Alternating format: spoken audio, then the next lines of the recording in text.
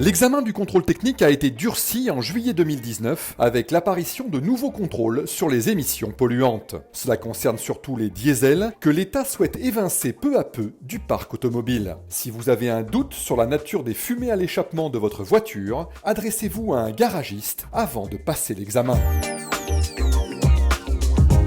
Un véhicule sur 5 doit se soumettre à une contre-visite à l'issue de son contrôle technique et elle est désormais payante de 15 à 35 € en moyenne. Il est donc conseillé de préparer sa voiture à l'examen en vérifiant 3 points qui représentent près d'un quart des motifs de contre-visite: l'état et la pression des pneumatiques, le bon fonctionnement de l'éclairage et de la signalisation, le freinage.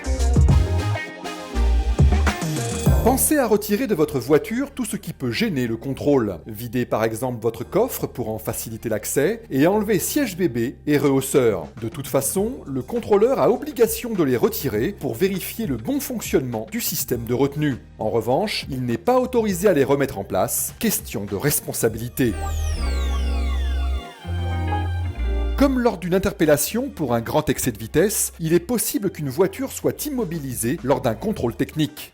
Dans le cas d'une défaillance critique, comme des pneus trop usés, un pare-brise largement fêlé ou une fuite du liquide de frein, le contrôleur appose une vignette sur votre pare-brise. Vous avez 24 heures pour régler le problème. À défaut, vous ne serez plus autorisé à circuler.